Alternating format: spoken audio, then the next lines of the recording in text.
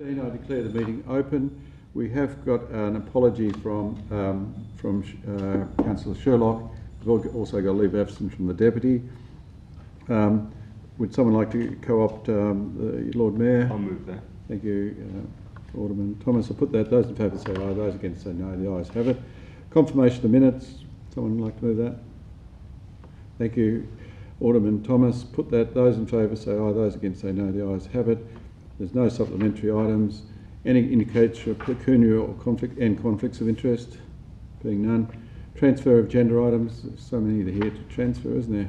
No transfer of agenda items. So I open item 6 for discussion, and we have Ruby here, who is the author of the report, I think. Yes. For any questions.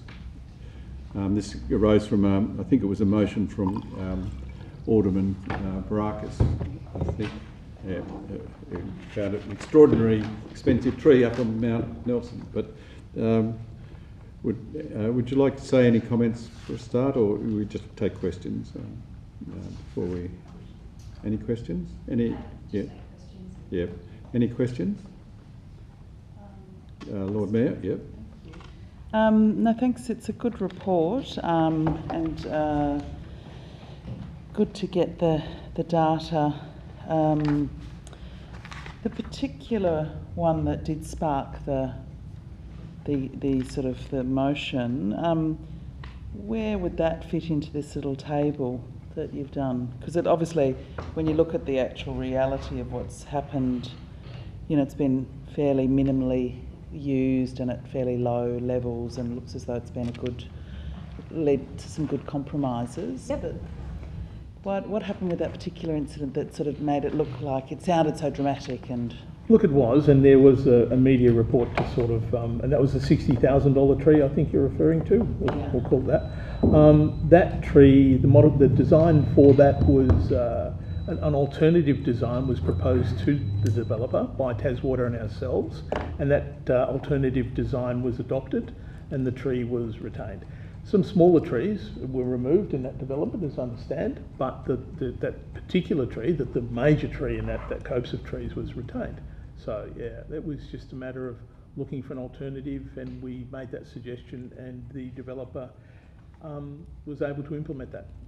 And that one had particular value because of the species. Is that what took it up that bit further? Yes, it was a habitat tree as well, as I remember. It was a large tree, so its diameter was over 1 metre. So it was quite a large trunk, like that was its trunk diameter, is a metre wide, and it had habitat value and a long expected life. Right. Any further questions? Would someone like? Happy to move the item, Chair. Thank you, Alderman Thomas. I've just got one question. Have we done an assessment of the value of all our trees? Take away, obviously, the reserves and. Yeah, we have actually. So as part of the implementation of the street tree strategy in 2017, there was a broad assessment of all of our street trees using what data we could from our database. You can't obviously extrapolate all of the detail, but you can get a pretty good broad brush estimate, and it was, I think, something, I would want to take it on notice, but I think it was about $1 billion, but it is in the street tree strategy. Okay. Between now and the council meeting, I'll probably issue a press release about that as well. Yep. Thank you.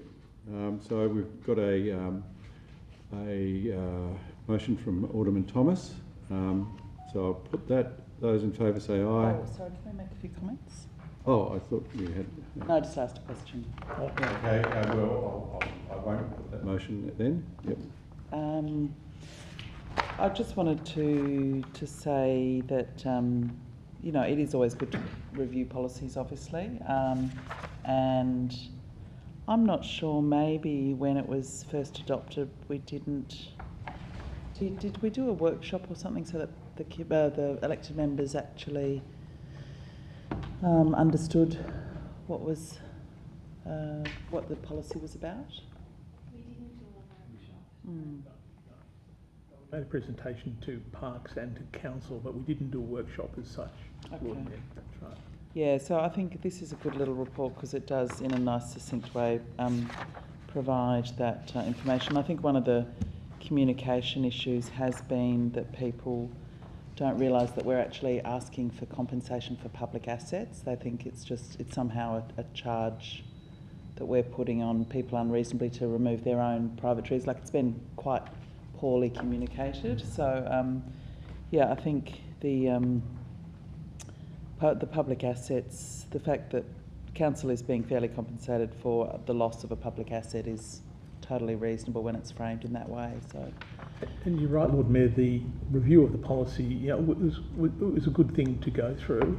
I think we've now been engaging with other states and the professional body as well, and the methodology we're using, I think, will shortly be adopted nationally by the Arborists Association to reflect as a standard methodology across the country for valuing, trees, full stop. So it was good to go back over that and refresh our previous research and get a feel that we were well and truly, in the greater mass of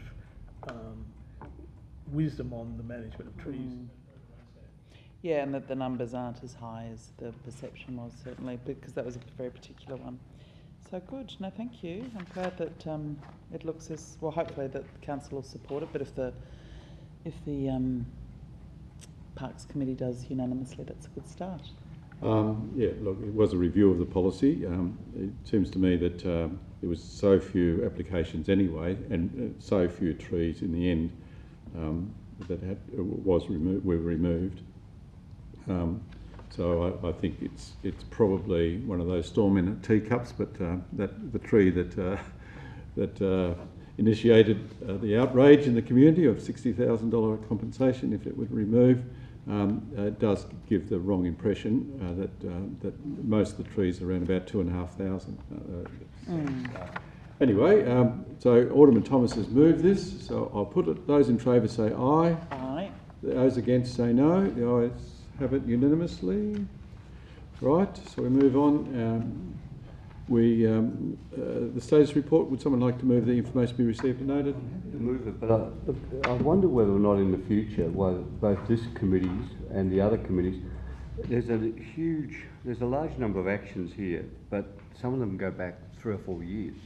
I'm just wondering whether or not, even if there's some timelines are introduced into the status report, so we get an indication when they get really, where they get really furry in terms of time. I mean, there's 2 or 3 there that things like the rose gardens. They're just it's a decision of March 2019. I can understand the lease of the regatta ground, but there's a couple in there. Same with the Sandy Bay Rowing Club. I appreciate the draft lease being prepared, but if we could just have an indication on the status report, expect it to be completed by so and so, because then otherwise these things just go on forever. Yeah. The thing is, some should be deleted anyway. I think the Rose Garden one could be deleted because it's completed. It's been completed now for about 2 years now, hasn't it? I think there was the Rose Garden. There was an outstanding matter, was there not? It was the name, but it's now been accepted. So that probably won't appear on our next status report. Okay. Yeah, it said that Nomenclature Board has accepted the name for the bridge. Yeah. Yep. Okay. It has been moved by Alderman Thomas. Put that. Those in favour say aye. Those against say no. The ayes have it. Any questions without notice? Lord Mayor. You go first. Yeah. I'll go next.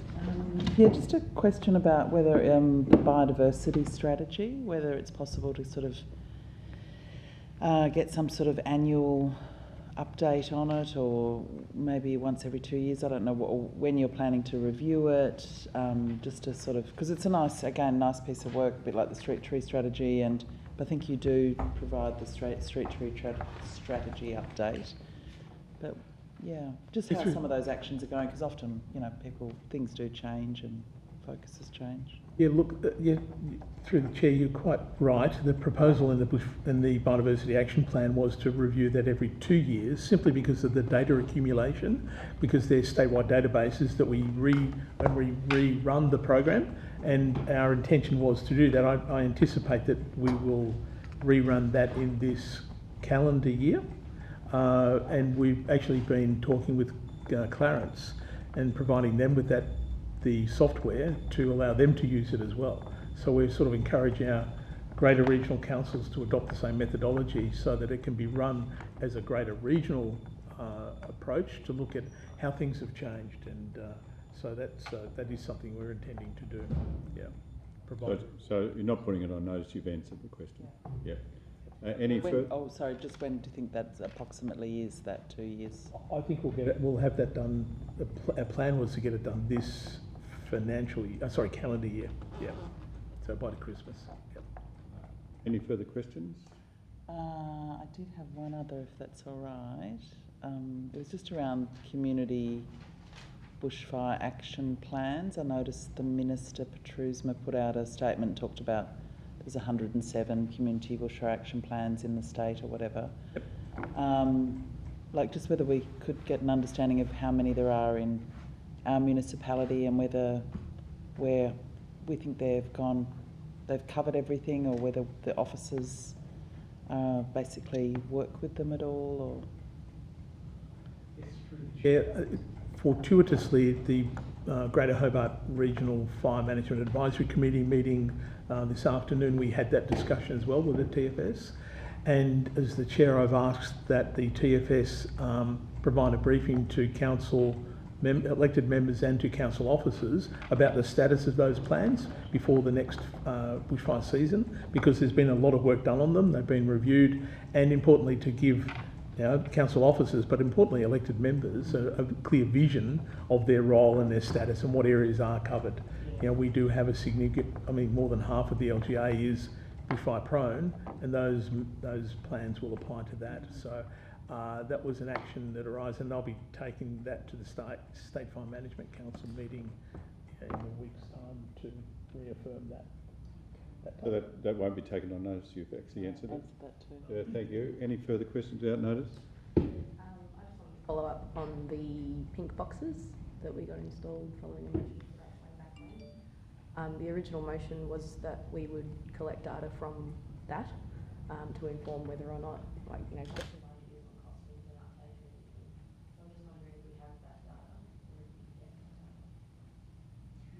Yeah, Kimbra Parker collects that data. We do collect that data, but I'd have to take that on notice and ask Kimbra perhaps to supply an answer to that one. Yeah.